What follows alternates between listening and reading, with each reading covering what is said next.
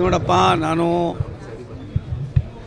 ಒಂದು ಸತ್ಯ, ಸಿದ್ದರಾಮಯ್ಯನವರು ನುರಿತ ರಾಜಕಾರಣಿ.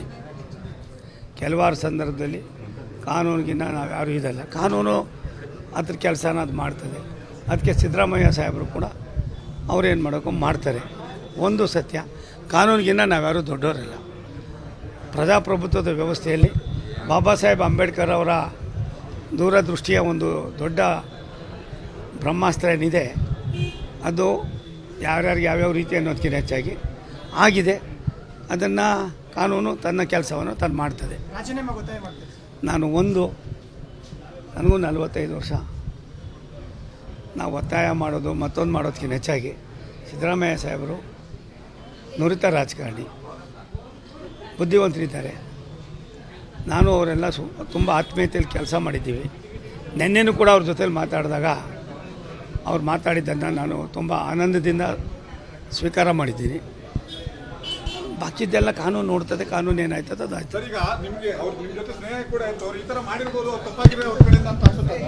ಹುಡುಗರು ತಾಯಿ ನೋಡಪ್ಪ, ಒಂದು ಕುಟುಂಬ ಅಂದಮೇಲೆ 5 ಬೆರಳು ಒಂದೇ ಸಮ ಇದೆಯಾ? ಒಂದೊಂದು ಸಾರಿ ಆಯ್ತವೆ. ಬೆಳಗ್ಗೆ ಅವರ ಆತ್ಮೀಯತೆ ಅನ್ನೋದಕ್ಕಿಂತ ಹೆಚ್ಚಾಗಿ ಈ ಭಾಗದ ಜನರ ಋಣ ತೀರಿಸೋದಿದೆ. ನಾವೆಲ್ಲ ಒಟ್ಟಾಗಿ ಕೆಲಸ ಮಾಡಿ ಋಣ ತೀರಿಸೋದು.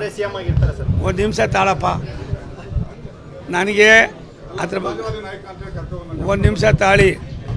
ನಾನು ಒಂದು ಹೇಳ್ತೀನಿ, ಆ ತೀರ್ಮಾನವನ್ನು ಕಾಂಗ್ರೆಸ್ ಪಾರ್ಟಿ ಮಾಡ್ತದೆ, ನಾವ್ಯಾರು ಹೇಳೋಕ್ಕೆ.